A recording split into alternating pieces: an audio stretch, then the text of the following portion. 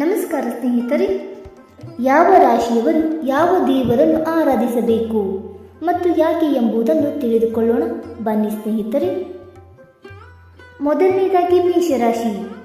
ಮೇಷರಾಶಿಯವರಿಗೆ ಆಂಜನೇಯ ಪರಮ ದೇವರಾಗಿದ್ದು ಇವರು ಹನುಮಂತನನ್ನು ಪೂಜಿಸಬೇಕು.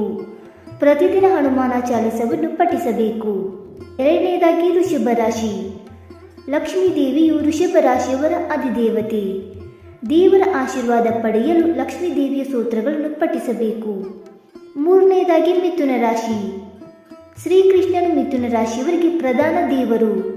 ಮಿಥುನ ರಾಶಿಯವರು ಹೆಚ್ಚಿನ ಲಾಭಗಳಿಗಾಗಿ ಶ್ರೀಕೃಷ್ಣನನ್ನು ಪೂಜಿಸಬೇಕು. ನಾಲ್ಕನೇದಾಗಿ ಕಟಕ ರಾಶಿ. ಇವರಿಗೆ ಪಾರ್ವತಿ ಪ್ರಧಾನ ದೇವತೆ. ಹೆಚ್ಚಿನ ಆಶೀರ್ವಾದಕ್ಕಾಗಿ ಪಾರ್ವತಿ ಚಾಲಿಸವನ್ನು ಪಠಿಸಬೇಕು. ಐದನೇದಾಗಿ ಸಿಂಹರಾಶಿ.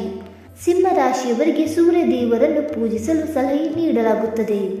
ಸೂರ್ಯ ಈ ರಾಶಿಯವರ ಪರಮೋಕ್ಷ ದೇವರು. ಆದಿತ್ಯ ಹೃದಯ ಸೂತ್ರವನ್ನು ಪಠಿಸಬೇಕು. ಆರನೇದಾಗಿ ಕನ್ಯಾ ರಾಶಿ. ಈ ರಾಶಿಯವರಿಗೆ ಮುಖ್ಯ ದೇವರು ವಿಷ್ಣು. ಕನ್ಯಾ ರಾಶಿಯವರು ವಿಷ್ಣು ಸಹಸ್ರನಾಮವನ್ನು ಓದಬೇಕು. ಏಳನೇದಾಗಿ ತುಲಾರಾಶಿ. ದುರ್ಗಾದೇವಿ ತುಲಾರಾಶಿಯವರ ಪ್ರಧಾನ ದೇವತೆಯಾಗಿದ್ದಾಳೆ.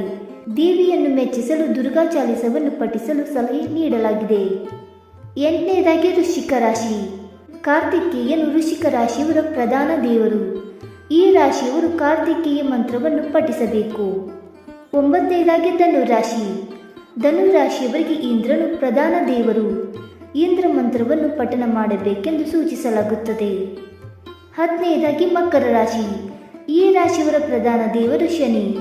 ದೇವರ ಆಶೀರ್ವಾದಕ್ಕಾಗಿ ನಿಯಮಿತವಾಗಿ ಶನಿ ಚಾಲಿಸವನ್ನು ಪಠಿಸಬೇಕು. ಹನ್ನೊಂದನೇದಾಗಿ ಕುಂಭರಾಶಿ. ಭೈರವ ಕುಂಭರಾಶಿಯವರ ಸರ್ವೋಚ್ಚ ದೇವರು. ಭೈರವನನ್ನು ಸಮಾಧಾನಪಡಿಸಲು ಕಾಲಭೈರವ ಅಷ್ಟಕಂ ಪಠಿಸಬೇಕು. ಇನ್ನು 12ನೇದಾಗಿ ಮೀನರಾಶಿ. ಈ ರಾಶಿಯವರಿಗೆ ಶಿವನು ಪ್ರಧಾನ ದೇವರಾಗಿದ್ದಾನೆ. ಭಗವಂತನ ಆಶೀರ್ವಾದ ಪಡೆಯಲು ನಿತ್ಯ ರುದ್ರಾಷ್ಟಕವನ್ನು ಪಠಿಸಲು ಸಲಹೆ ನೀಡಲಾಗಿದೆ. ಸ್ನೇಹಿತರೆ, ಈ ಮಾಹಿತಿ ನಿಮಗೆ ಇಷ್ಟವಾಯಿತಾ? ಇಷ್ಟವಾಗಿದ್ದರೆ ವಿಡಿಯೋಗೊಂದು ಲೈಕ್ ಮಾಡಿ, ಶೇರ್ ಮಾಡಿ. ಹಾಗೆ ನಿಮ್ಮ ಅನಿಸಿಕೆ ಮತ್ತು ಅಭಿಪ್ರಾಯಗಳನ್ನು ತಪ್ಪದೇ ಕಮೆಂಟ್ ಮೂಲಕ ತಿಳಿಸಿ ಸ್ನೇಹಿತರೆ. ವಿಡಿಯೋ ನೋಡಿದ್ದಕ್ಕಾಗಿ ಧನ್ಯವಾದಗಳು. Thank you so much.